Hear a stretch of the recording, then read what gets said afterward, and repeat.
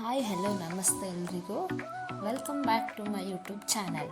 ಇವತ್ತಿನ ರೆಸಿಪಿ ಒಂದು simple dessert, ಅದೇ ಬ್ರೆಡ್ ಕಸ್ಟರ್ಡ್ ಪಡ್ಡಿಂಗ್. ಇಲ್ಲಿಗೆ ನಾನಿದೆ 4 ಪೀಸ್ ಬ್ರೆಡ್ನ ತೊಗೊತಾ ಇದ್ದೀನಿ. ಸೊ ಅದು ಎಡ್ಜಸ್ನ ಕಟ್ ಮಾಡ್ಕೊತಾ ಇದ್ದೀನಿ. ಇದು ನಮಗೆ ಆಮೇಲೆ ಬೇಕಾಗುತ್ತೆ.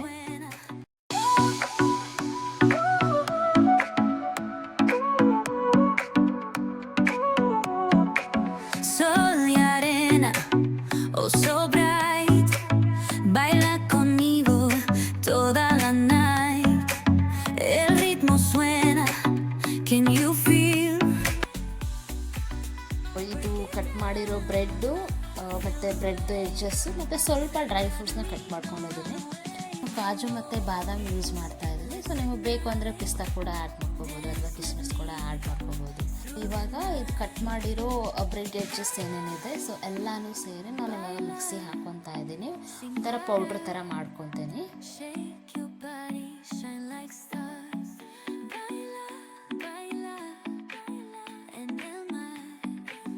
ಈ ಡೆಸರ್ಟ್ ಮಾಡೋಕ್ಕೆ ಏನೇನು ಇಂಗ್ರೀಡಿಯೆಂಟ್ಸ್ ಬೇಕು ಎಲ್ಲ ರೆಡಿ ಆಯಿತು. ಈ ಹಾಲನ್ನ ಬಿಸಿ ಮಾಡೋಕೆ ಇಟ್ಟಿದ್ದೀನಿ. ಇವಾಗ ನಾನು ಒಂಚೂರು ಶುಗರ್ ಹಾಕಿದ್ದೀನಿ ಆಲ್ರೆಡಿ. ಒಂದು ಬೌಲಿಗೆ ನಾನು 2 ಸ್ಪೂನ್ ಕಸ್ಟರ್ಡ್ ಪೌಡರ್ನ ಆ್ಯಡ್ ಮಾಡ್ತಾ ಇದ್ದೀನಿ. ಸೊ ಇದು ಕಸ್ಟರ್ಡ್ ಪೌಡರ್ ನಾನು ತಗೊಂಡಿರೋದು ಕೇಸರ್ ಪಿಸ್ತಾ ಫ್ಲೇವರ್ ಇದೆ. ಇದಕ್ಕೆ ಇವಾಗ ಒಂದು ಸ್ವಲ್ಪ ಹಾಲು ಹಾಕಿ ನಾನು ಇದನ್ನು ಮಿಕ್ಸ್ ಮಾಡ್ಕೊತಾ ಇದ್ದೀನಿ.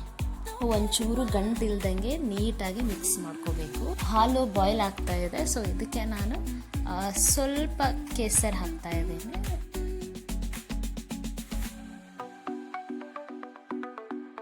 ಇವಾಗ ಈ ಹಾಲಿಗೆ ಆವಾಗಲೇ ನಾವು ಮಿಕ್ಸ್ ಮಾಡ್ಕೊಂಡಿದ್ದೀವಲ್ವ ಕಸ್ಟರ್ಡ್ ಪೌಡರ್ನ, ಅದನ್ನು ಮಿಕ್ಸ್ ಮಾಡ್ತಾ ಇದ್ದೀನಿ.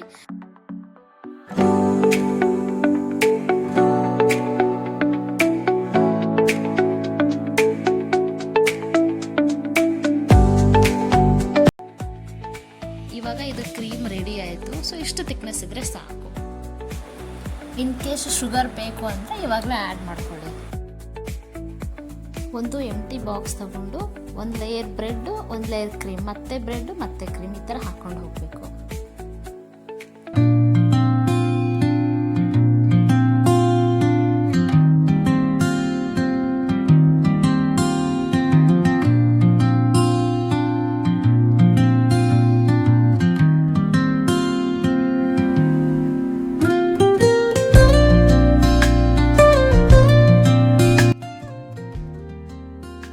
ಈಗ ಬ್ರೆಡ್ ಪೌಡರ್ನ ಹಾಕ್ತಿದ್ದೀನಿ.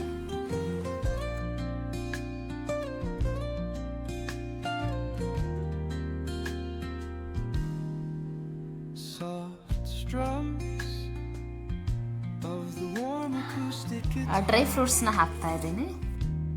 ಇದನ್ನ ಅಟ್ಲೀಸ್ಟ್ ನಾವು 2 ಅವರ್ಸ್ ಆದರೂ ಫ್ರಿಜ್ಜಲ್ಲಿ ಇಡಬೇಕು. 2 ಅವರ್ಸ್ ಆದಮೇಲೆ ಹೀಗಿದೆ ನಮ್ಮ ಡೆಸರ್ಟ್. ಸೊ ಇಮಿಡಿಯೇಟ್ ಆಗಿ ತಿನ್ಬೋದು. ಸ್ವಲ್ಪ ಕೋಲ್ಡ್ ಆಗಿದ್ರೆ ಇನ್ನೂ ಟೇಸ್ಟಿ ಅನಿಸುತ್ತೆ. ಈ ಸಿಂಪಲ್ ರೆಸಿಪಿ ನಿಮಗೂ ಕೂಡ ಇಷ್ಟ ಆಗಿದ್ರೆ ನನ್ನ ಚಾನಲ್ನ ಸಬ್ಸ್ಕ್ರೈಬ್ ಮಾಡಿ ಮತ್ತು ವಿಡಿಯೋನ ಶೇರ್ ಮಾಡಿ. ನೆಕ್ಸ್ಟ್ ವಿಡಿಯೋಲಿ ಸಿಗೋಣ. Thank you.